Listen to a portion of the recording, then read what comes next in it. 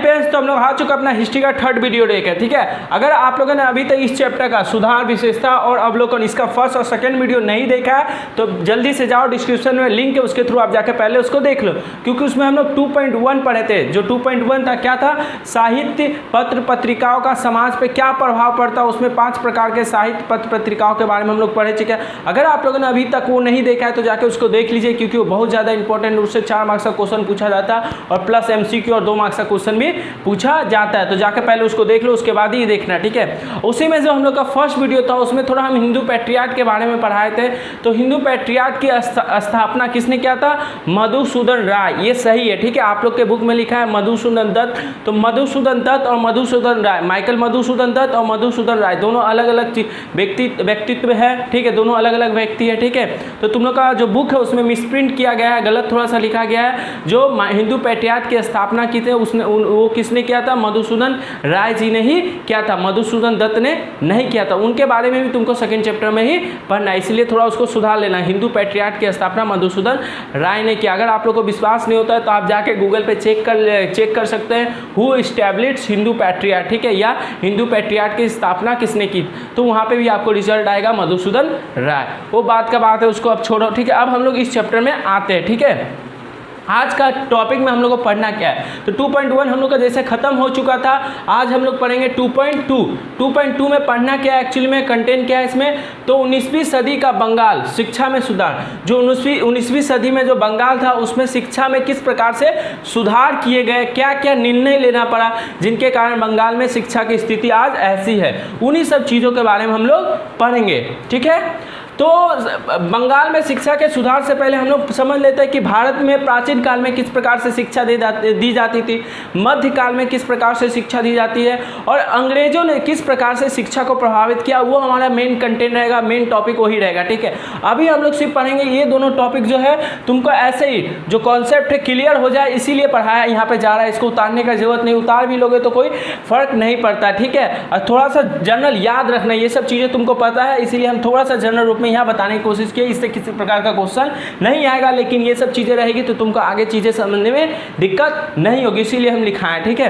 तो समझ लो भारत की प्राचीन शिक्षा पद्धति, जब राजा महाराजा का टाइम था उस समय किस प्रकार से किस ढंग से लोगों को, विद्यार्थियों को, छात्रों को शिक्षा दी जाती थी। देखो, तो राजा महाराजा के टाइम में राजा महाराजा के पुत्र होते थे या उन्हीं के जो सगे संबंधी होते थे, उन्हीं को क्या होता था, कुछ वर्षों के लिए आश्रम में भेज दिया जाता था और वहाँ पे वो लोग क्या करते थे, शिक्षा ग्रहण करते थे। वहाँ टीचर को गुरु बोला जाता था और विद्यार्थियों को शिष्य, गुरु शिष्य का संबंध होता था, ठीक है। और गुरु जो आश्रम होता था वहाँ किस प्रकार की शिक्षा दी जाती है, धर्म से संबंधित शिक्षा, धनुर्विद्या, घोड़सवारी, तलवार, गदा, वेद ग्रंथों इत्यादि की शिक्षा दी जाती थी।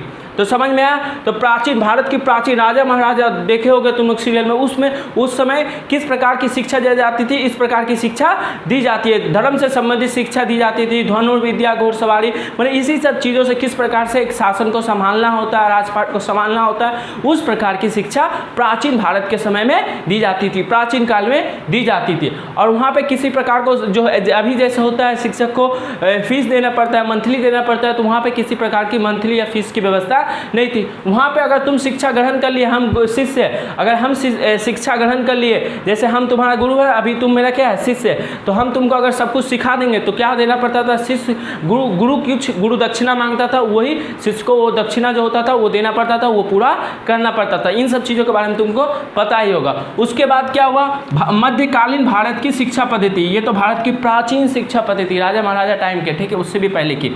ये मध्यकालीन मतलब जब मुगलों का आगमन हमारे भारत में हुआ तो उस समय भारत की शिक्षा व्यवस्था में क्या परिवर्तन आया। देखो, आश्रम व्यवस्था समाप्त हो गई। जो आश्रम व्यवस्था थी कुछ वर्षों के लिए, जो शिष्य होते थे कहीं चल जाते थे गुरु के साथ, वहाँ पे शिक्षा ग्रहण करते थे, वो सारी व्यवस्थाएं समाप्त हो गई। घरों, मंदिरों, पेड़ पौधे के नीचे शिक्षा व्यवस्था आरंभ की गई। तुम लोग फिल्म में देखे, वो पुराने जो फिल्म होते थे उसमें देखे हो गए, ठीक है। 20-25 लड़के को लेकर जो टीचर होते थे वो क्या करते, किसी घर में किसी पेड़ के नीचे क्या करते थे, शिक्षा देते थे, ठीक है। तो इस प्रकार की शिक्षा मध्यकालीन मतलब मुगलों के समय में इस प्रकार की शिक्षा दी जाने लगी।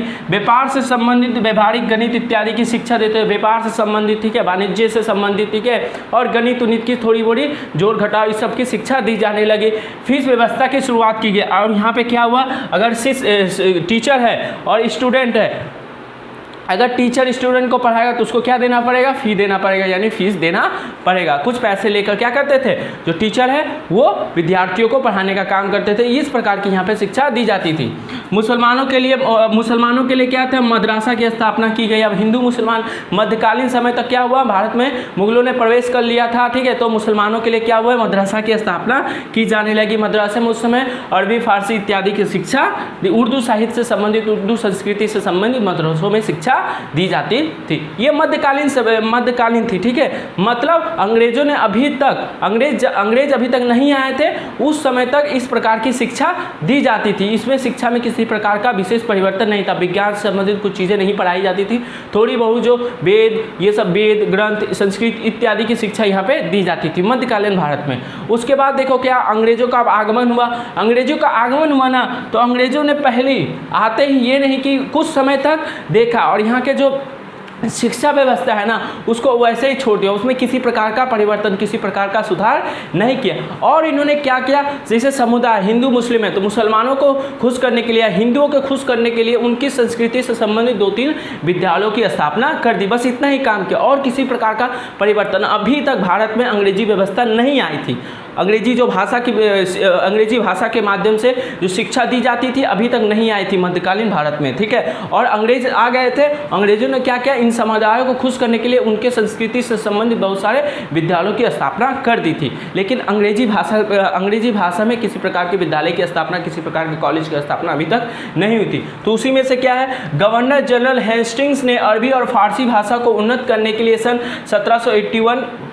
1781 ईस्वी में कलकत्ता मदरसा की स्थापना की। पूछेगा कलकत्ता मदरसा की स्थापना कब हुई, तो 1781 ईस्वी में हुई, ठीक है। किसने की, ठीक है, तो किसने की, गवर्नर जनरल हेस्टिंग्स ने की, ठीक है। ये क्या हुआ था, इस कलकत्ता मदरसा में अरबी और फारसी भाषा की उन्नत शिक्षा, मतलब प्राइमरी में क्या होता, थोड़ा बहुत अरबी फारसी के बारे में पढ़ाया जाता था, लेकिन इस जब कलकत्ता मदरसा की स्थापना हुई तो बहुत अच्छे क्वालिटी के टीचर आए और वहाँ पे उर्दू से संबंधित जो होता है अरबी और फारसी की शिक्षा देने लगी, भाषाओं की शिक्षा देने लगी।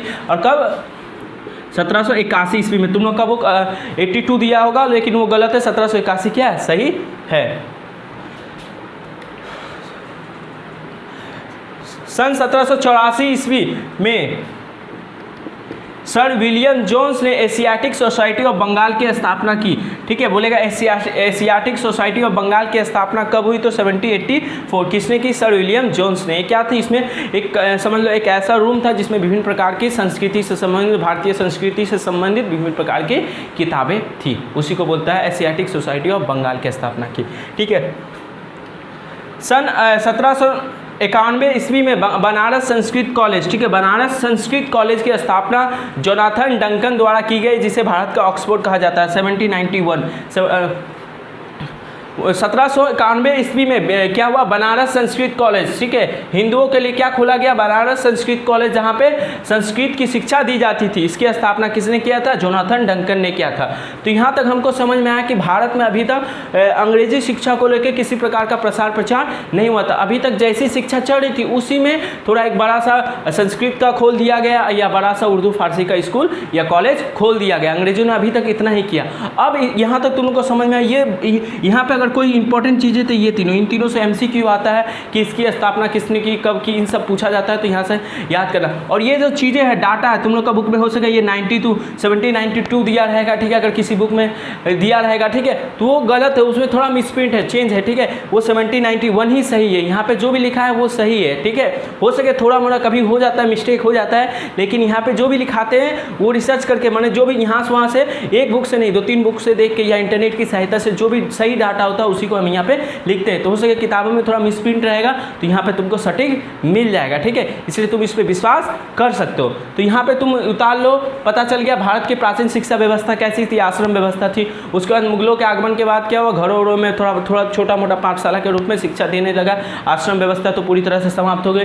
और इसी समय क्या हुआ, अंग्रेजों का आगमन भी हो गया। अंग्रेज क्या हुआ, हिंदू और मुसलमानों को खुश करने के लिए उनसे उनके संस्कृति संबंधित, उनके भाषा से संबंधित क्या हुआ, थोड़े मोड़े 1-2 अच्छे कॉलेज या स्कूलों की स्थापना कर दी। बस इतना ही अभी तक अंग्रेज किया था, ठीक है। तो यहाँ तक जल्दी से इसको लिखो, उसके बाद दूसरा पढ़ते, पहले इसको लिखो।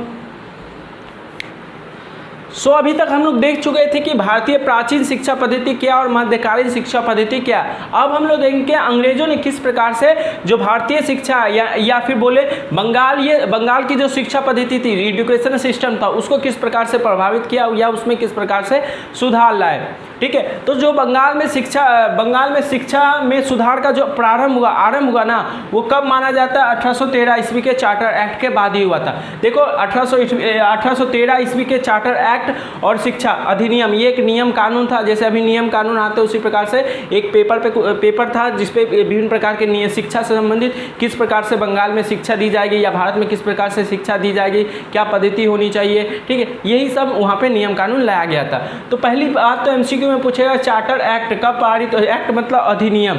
ठीक है, चार्टर एक्ट कब पारित हुआ था या लाया गया था? तो सन 1813 ईस्वी में। ठीक है, उसके बाद आप पढ़ते हैं चार्टर एक्ट में क्या लिखा गया, तो वो जो नियम लाया गया था, पारित किया गया, तो उसमें क्या था? सन 1813 में ब्रिटिश पार्लियामेंट समझते हो, जहाँ पे नेता लोग बैठते हैं और किसी भी विषय पे निर्णय लेते हैं। ठीक है, उसी को क्या बोलते हैं? पार्लियामेंट। हम लोग के भारत में भी क्या होता है? पार्लियामेंट होता है ना, राज्यसभा, जहाँ पे बहुत बड़े बड़े नेता CM PM बैठते हैं और किसी मुद्दे पर बहस करते हैं और क्या नियम लाना है, क्या नियम नहीं लाना है, इन सब पे वो लोग क्या करते हैं? इन मुद्दे पर वो लोग बातचीत करते हैं। उसी प्रकार 1813 के ब्रिटिश पार्लियामेंट माने वहाँ के लोगों ने, ब्रिटिश लोगों ने क्या किया? पार्लियामेंट में एक नियम लाया, में यह चार्टर एक्ट पारित किया, मतलब ये नियम लाया। ठीक है, जिसमें यह निर्णय लिया गया कि ईसाई मिशनरी ये भारत में प्रवेश करें। ईसाई मिशनरी बोलने का मतलब है ईसाई धर्म का जो प्रचार प्रसार करते हैं, ईसाई संस्कृति का जो प्रसार प्रसार करते हैं, या बोलो ईसाइयों का धर्मगुरु, उन्हीं को हम क्या बोलेंगे? ईसाई मिशनरी। ठीक है, तो ईसाई मिशनरी को भारत में प्रवेश करेगी, तो मतलब वहाँ के जो ब्रिटिश में रहने वाले जो फादर होते हैं, जो ईसाई धर्म से लोगों की शिक्षा देते हैं, उनका धर्म के बारे में बताता है, ईसाई धर्म का प्रचार प्रसार करते हैं, वो लोग क्या होंगे? अब भारत में आएंगे। अब भारत में क्या करने आएंगे? देखो भारत में ईसाई जो धर्मगुरु है भारत में इस एक ही मकसद से आए थे। वो क्या करना चाहते हैं? भारतीयों में ईसाई धर्म का प्रचार प्रसार करना चाहते थे और लोगों का जो धर्म है, चाहे यह हिंदू है मुसलमान है, सबको ईसाई बनाना चाहते थे, उनका धर्म परिवर्तन करना चाहते हैं। इन चीज़ों को हम और डेप्थ में आगे पढ़ेंगे। ठीक है, इसीलिए वो लोग क्या होंगे? इन्होंने अब बोल दिया कि वो लोग क्या होंगे? ईसाई मिशनरी जो भी यहाँ से जाएंगे वो लोग अब भारत में जा सकते हो और वहाँ ईसाई धर्म संस्कृति का प्रचार प्रसार करेंगे, जिसके रहने खाने पीने की जिम्मेदारी किसकी होगी? कंपनी मतलब ईस्ट इंडिया कंपनी। मतलब ईसाई मिशनरी जो आएंगे यहाँ पे रहेंगे, खाएंगे पिएंगे, उन सब की जिम्मेदारी किनको लेनी पड़ेगी? ईस्ट इंडिया कंपनी को लेनी पड़ेगी। और ये चार्टर एक्ट में क्या था? और यह निर्णय भी लिया गया कि भारत की शिक्षा व्यवस्था को सुधारने के लिए कंपनी द्वारा प्रति वर्ष कम से कम 1 लाख रुपए का प्रयोग साहित्य और विकास, साहित्य के विकास, विज्ञान इत्यादि के क्षेत्रों में भारत में किया जाएगा। तो ये भी अब ये चार्टर एक्ट में तो पहले ये नियम लाया गया ईसाई मिशनरी भारत आ सकते हैं, उसके साथ ये भी निर्णय लिया गया जो वहाँ कंपनी शासन है, मतलब ईस्ट इंडिया कंपनी है, वो क्या करेगी? प्रतिवर्ष कम से कम 1 लाख रुपया, प्रतिवर्ष कम से कम 1 लाख रुपया क्या करेगी? जो यहाँ भारतीय उनके विकास में, उनके पढ़ाई लिखाई में खर्च करेगी। ठीक है, ये नियम, इस नियम के अनुसार यही सब था। तो बोलेगा चार्टर एक्ट में क्या था, तो यहाँ से यहाँ पूरा लिख देना। चार्टर मेन पॉइंट याद रखना है कि वो कंपनी को, ईस्ट इंडिया कंपनी जो यहाँ पे राज्य कर रही थी, ठीक है, उसको वो बोलता आदेश देता है कि तुमको कम से कम भारत की जो अभी शिक्षा पद्धति है उसको सुधारने के लिए कम से कम 1 लाख रुपया क्या करना पड़ेगा? तुमको उस पर खर्च करना पड़ेगा। ठीक है, ये वहाँ पे चार्टर एक्ट में लिखा गया था।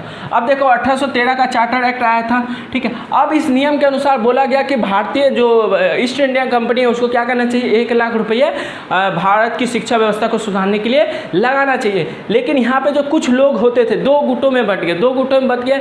मतलब कुछ लोगों का मानना था कि भारत की जो प्राचीन शिक्षा व्यवस्था है, वेदों ग्रंथों या फिर संस्कृत के माध्यम से जो शिक्षा दी जाती है, लोग चाहते थे जो 1 लाख रुपया खर्च होगा ना, इन सब चीज़ों में खर्च हो जाए। और कुछ लोग चाहते थे कि जो 1 लाख रुपया ईस्ट इंडिया कंपनी के द्वारा खर्च होगा, वो जो भारत में किस प्रकार से शिक्षा दी जाएगी, जो अंग्रेजी माध्यम होगा, अंग्रेजों की जो संस्कृति होगा, अंग्रेजों का जो विज्ञान होगा, वो चीज़ें यहाँ पे लाई जाएगी और उन्हीं सब चीज़ों को यहाँ पे भारतीय लोगों को पढ़ाया जाए। तो कुछ लोग भारत की जो प्राचीन संस्कृति है उसके अनुसार शिक्षा देना चाहते थे और कुछ लोग जो थे अंग्रेजों के शिक्षा पद्धति, मतलब अंग्रेजों का जो एजुकेशन सिस्टम ब्रिटिश राज्य में चलता था, वो उनके देश में उस प्रकार की शिक्षा यहाँ पे लाना चाहते थे।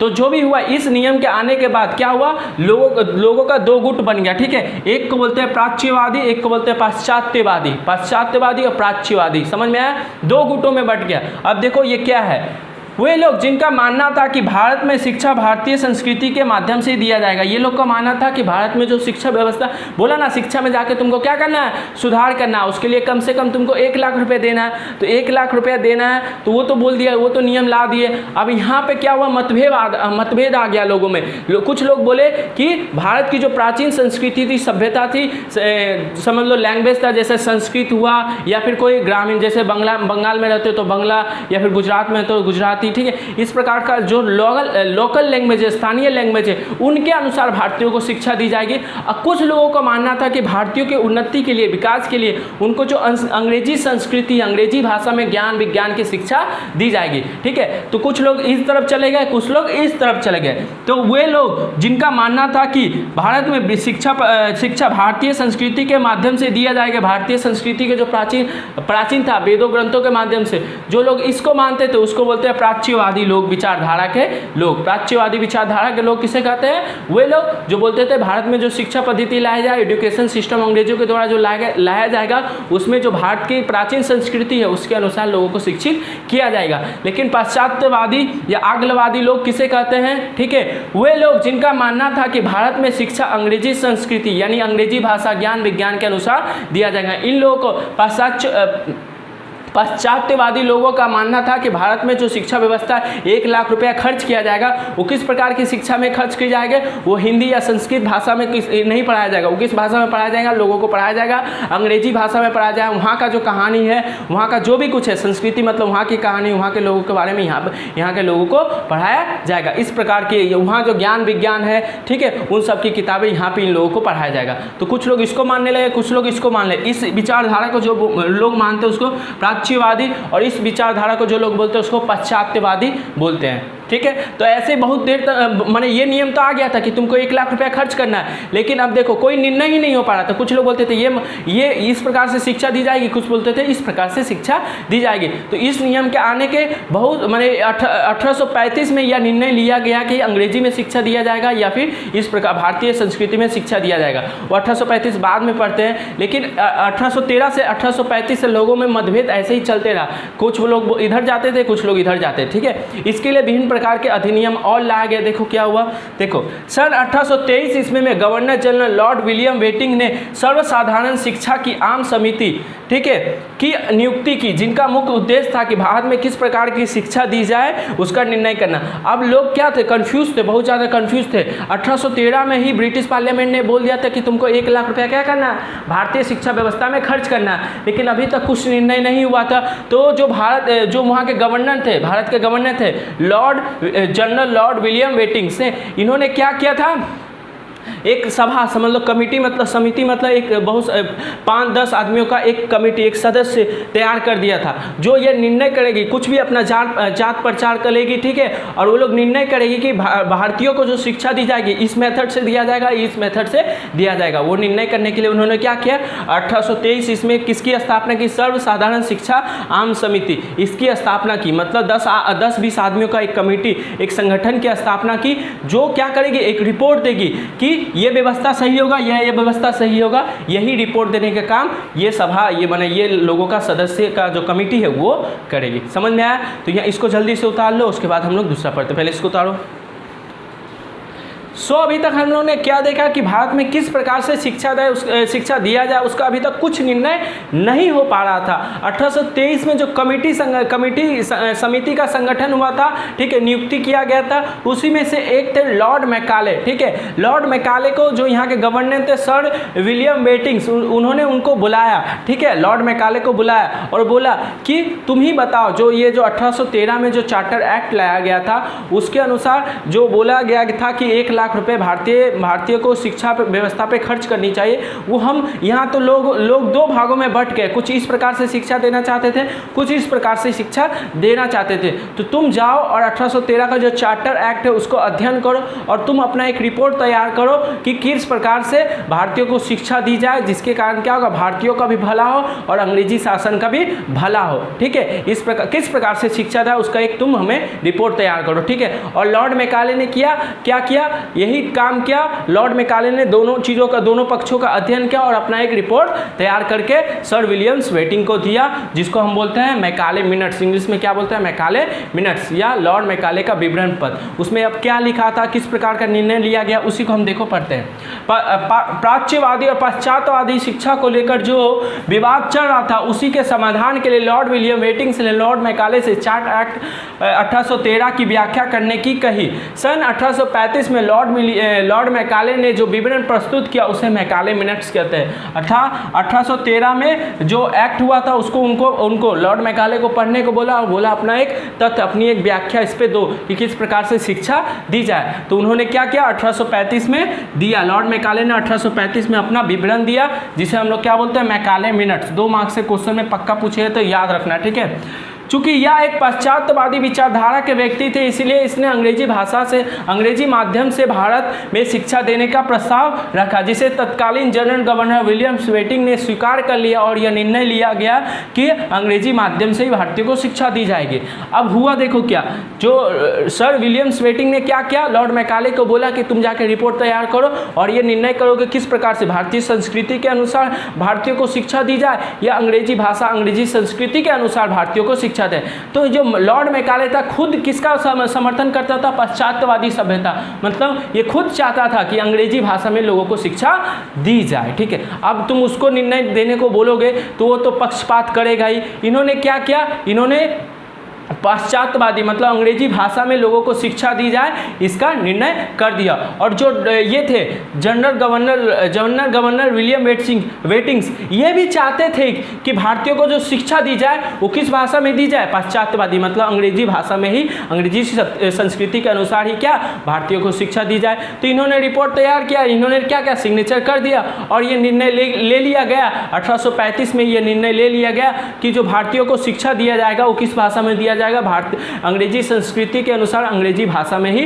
भारतीयों को शिक्षित किया जाएगा। तो समझ में आया लॉर्ड मैकाले का विवरण पत्र में क्या था? लॉर्ड मैकाले के विवरण पत्र में यह निर्णय लिया गया कि भारतीयों को जो शिक्षा दी जाएगी वो अंग्रेजी भाषा में ही दी जाएगी, अंग्रेजी संस्कृति अंग्रेजी ज्ञान विज्ञान के माध्यम से ही भारतीयों को शिक्षित किया जाएगा।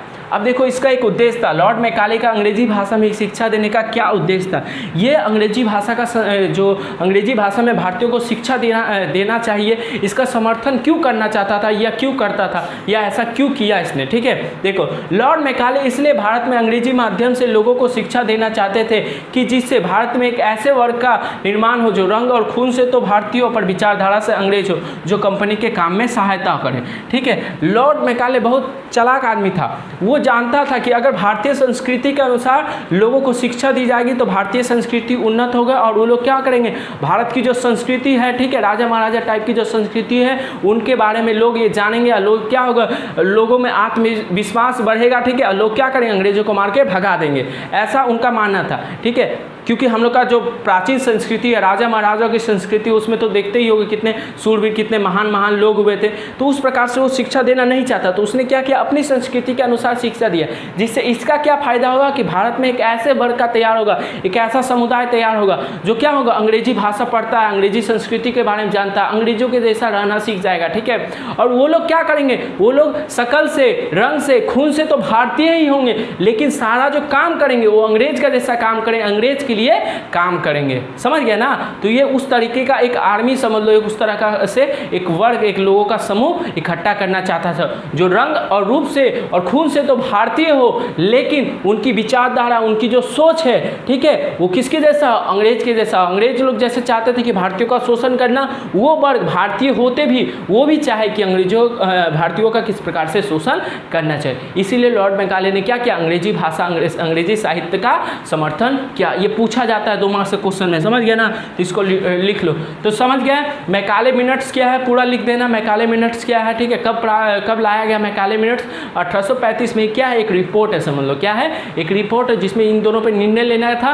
तो उन्होंने क्या क्या बहुत सारा ऐसा तथ्य दिया ये रिपोर्ट में। ये तो थोड़ा रिपोर्ट नहीं, उसमें लिखा गया पाश्चात्यवादी क्यों, ये इस प्रकार से व्यवस्था से ये अंग्रेजी भाषा में तो शिक्षा देना चाहिए, लेकिन क्यों देना चाहिए इसका भी बहुत सारा वहाँ पे विवरण मिलता है, क्योंकि ये उन्होंने अपना तर्क दिया कि ये जो है इस जो भारतीय जो अंग्रेजी संस्कृति है वो भारतीय संस्कृति से बहुत अच्छा है। इस प्रकार से विभिन्न प्रकार के अपना विवरण प्रस्तुत किया, जिसके माध्यम से सर विलियम्स बेंटिक ने क्या किया, अंग्रेजी भाषा को ही मान लिया गया कि इसी भाषा से लोगों को क्या दिया जाएगा, शिक्षा दिया जाएगा। जो स्कूल खोला, विद्यालय खोला, उसमें इसी प्रकार की किताबें, इसी प्रकार के शिक्षकों को नियुक्त किया गया और भारतीय संस्कृति वहाँ से समाप्त हो गई और वहाँ से हम लोगों ने क्या किया, अंग्रेजी संस्कृति को अपना लिया, अंग्रेजी भाषा में ही पढ़ने लिखने लगे 1835 के बाद। समझ में आया क्यों ऐसा हुआ, ये सब भी समझ में आ गया। इसको जल्दी से लिख लो, लिखो इसको।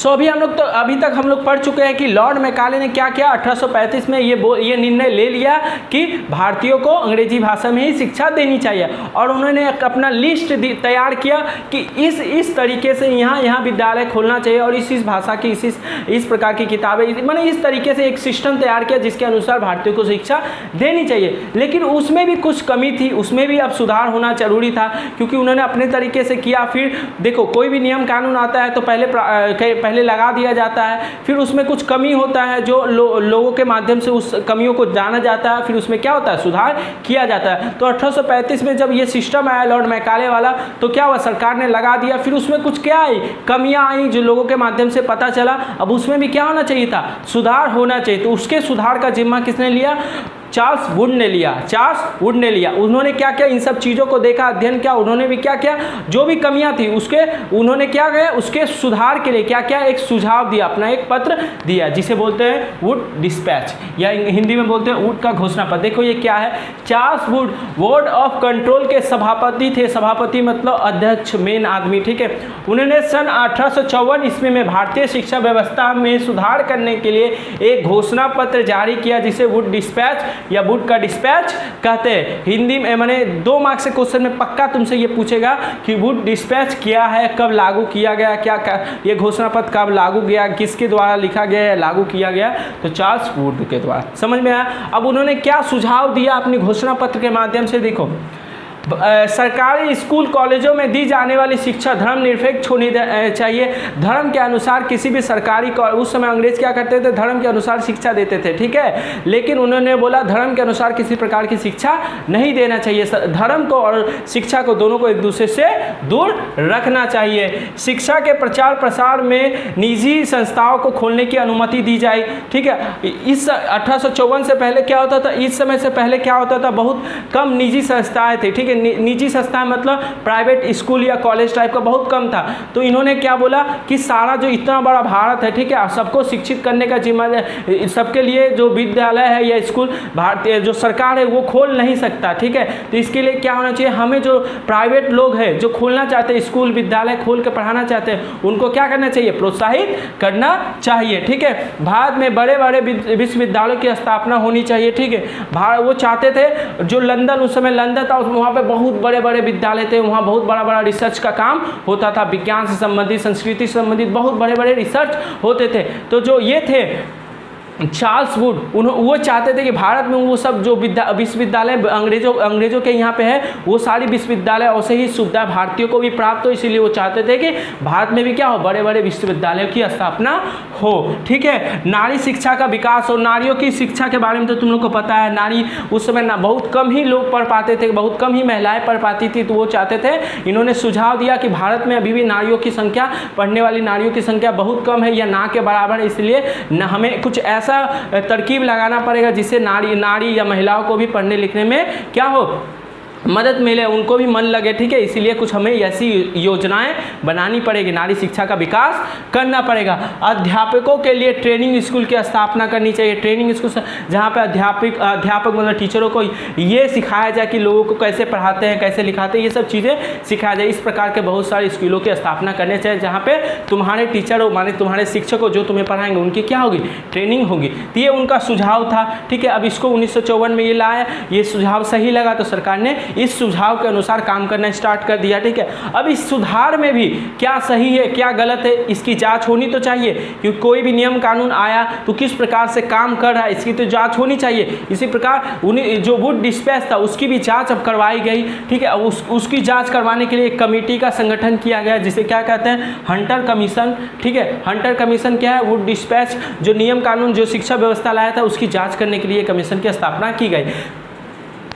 सन 1882 ईस्वी में वुड डिस्पैच द्वारा शिक्षा के क्षेत्र में हुई प्रगति की समीक्षा हेतु, मतलब जांच, समीक्षा मतलब जांच हेतु W हंटर की अध्यक्ष में एक आयोग का गठन किया गया जिसे हंटर कमीशन कहते हैं, जिसे हंटर कमीशन कहते हैं। तो समझ में आया 1854 में जो वुड डिस्पैच आया था वो किस प्रकार से काम कर रहा है, वो सही काम कर रहा है नहीं काम कर रहा है, उनका जो सुझाव था सही साबित हो रहा है या गलत साबित हो रहा है, अभी तक उनके सुझाव से क्या क्या प्रगति हुआ है, इन सब की जांच करने के लिए W हंटर। अब बोलेगा भैया W का फुल फॉर्म क्या है, तो W का फुल फॉर्म है विलियम और इसका फुल फॉर्म है विलियम विल्सन हंटर। ठीक है, या तुम लोग लिख भी सकते हो या सिर्फ W लिखोगे तो काम चल जाएगा। W हंटर मतलब विलियम विल्सन हंटर, ठीक है, कि अध्यक्ष में एक आयोग का गठन किया गया जिसे हंटर कमीशन कहते हैं। तो हंटर कमीशन का मुख्य काम क्या था कि जो वुड डिस्पैच शिक्षा पद्धति सिस्टम चल रहा है तुम उसमें जाके क्या करो, जांच करो, वो सही साबित हो रहा है गलत साबित हो रहा है या उसमें क्या कमी है, उसमें हमको क्या सुझाव करना चाहिए, क्या सुधार करना चाहिए, उसका तुम क्या करो, एक सुझाव हमें दो। तो उन्होंने क्या किया, जो ये कमीशन था उन्होंने जांच पड़ताल किया, उसके बाद क्या दिया, सरकार को सुझाव दिया। हाई स्कूल में साहित्य और व्यावसायिक दोनों प्रकार की शिक्षा देना चाहिए। पहले साहित्य की शिक्षाएं तो दी जाती थी, अब व्यावसायिक मतलब बिजनेस से संबंधित भी शिक्षाएं हाई स्कूल में, मतलब हाई स्कूल समझते हो ना, उसमें देनी चाहिए उच्च शिक्षा स्तर में। प्राथमिक शिक्षा का सुधार और विकास पर ध्यान देना चाहिए। इस समय पहले इस आयोग से आने के पहले जो मैकाले था या फिर जो डिस्पैच थे, ठीक है, इन सब ने क्या क्या इस प्रकार से अपनी योजना, इस प्रकार से अपना सुझाव दिया कि जो उच्च शिक्षा स्तर है उसमें ही क्या हो, सुधार हो। सेकेंडरी या प्राइमरी जो शिक्षा होता है बच्चों की शिक्षा के सुधार में इन्होंने कोई काम नहीं किया, किसी प्रकार का सोच यहाँ पे किसी प्रकार का सुझाव नहीं दिया इन दोनों ने। लेकिन जो ये वाला आया हंटर कमीशन ने देखा कि बच्चों की शिक्षा भी बहुत ज़्यादा जरूरी है, इसीलिए उन्होंने क्या किया, प्राथमिक शिक्षा पर सुधार और विकास पर ध्यान दे। क्योंकि इन लोगों की शिक्षा व्यवस्था थी वो सिर्फ बड़े लोग जो होते थे हाई स्टडी या फिर कॉलेज वाले लोग, उन लोग का ही शिक्षा व्यवस्था में सुधार पर ये लोग ध्यान दिए। लेकिन हंटर कमीशन ने क्या किया कि बच्चों को भी शिक्षित करना उतना ही जरूरी है जितना बड़ों को, इसलिए बच्चों की शिक्षा पे मतलब प्राथमिक शिक्षा का सुधार विकास पर ध्यान देना चाहिए। प्राथमिक शिक्षा स्थानीय भाषा में होनी चाहिए। जो बच्चों की शिक्षा है, प्राइमरी शिक्षा एजुकेशन है, वो क्या होना चाहिए, स्थानीय माने लोकल लैंग्वेज में होना चाहिए। जैसे तुम बंगाल में हो तो बंगाल की जो बच्चा लोग पढ़ेगा वो किस भाषा में पढ़ेगा, बांग्ला भाषा में पढ़ेगा। तुम किसी दूसरे स्टेट के हो तो वहाँ का जो लोकल लैंग्वेज है, जैसे अगर तुम तमिलनाडु में हो तो तमिल की भाषा में पढ़ोगे, या फिर किसी भी स्टेट में हो तो वहाँ की जो लोकल लैंग्वेज है, स्थानीय लैंग्वेज है, उस भाषा में बच्चों की शिक्षा दी जानी चाहिए। ऐसा सुझाव इस कमीशन ने दिया। नारी शिक्षा पर बल देना चाहिए, सेम यही काम इन्होंने क्या, नारी शिक्षा का विकास होना चाहिए, लेकिन अभी तक हुआ नहीं था। तो इन्होंने देखा नारियों की स्थिति तो अभी भी ऐसा ही है, तो इन्होंने बोला नारियों शिक्षा पर क्या देना चाहिए, बल देना चाहिए। मतलब अब तो कुछ ऐसा आयोजन करना ही चाहिए जिससे नारियों को शिक्षा मिले। उच्च शिक्षा संचालन से सरकार को हाथ हटा लेना चाहिए। मतलब बड़े बड़े जो विश्वविद्यालय कॉलेज है वहाँ पे जो सरकार का पैसा लग रहा है, सरकार के द्वारा वो सब चीज़ें चलाई जा रही है, उन सब चीज़ों से सरकार को क्या है ना, हट जाना चाहिए, उन सब चीज़ों को प्राइवेट दे देना चाहिए और लोग अपना पैसा उसे देकर अपना पढ़ेंगे। इस प्रकार की सुझाव सरकार को दिया। और इन्होंने भी ये भी सुझाव दिया कि प्राइवेट स्कूल, प्राइवेट कॉलेजों को खोलने की क्या करना चाहिए, प्रोत्साहित करना चाहिए, लोगों को बढ़ावा देना चाहिए। इस प्रकार का हंटर कमीशन ने सुझाव दिया। तो तुमको समझ में आया पाश्चात्यवादी या प्राच्यवादी सब विचारधारा क्या थी, हंटर कमीशन क्या है, वुड डिस्पैच क्या है, या फिर लॉर्ड मैकाले मिनट्स या मैकाले मिनट्स क्या है, ये सब चीज़ें तुमको समझ में आ चुकी होगी। ठीक है, इसको अच्छे से लिख लेना। ठीक है, 2.2 का ये जो शिक्षा व्यवस्था में अभी तो और पढ़ना है, ये सब MCQ टाइप का 2 मार्क्स का क्वेश्चन था, इसलिए इसको डिटेल में पढ़ा दिए। ठीक है, अब जो आएगा वो मेन चीज़ आएगा। ठीक है, इसीलिए इससे पहले जो भी पढ़ा है उसको अच्छे से लिख लाख लेना, अच्छे से याद करना। मिलते हैं नेक्स्ट वीडियो में।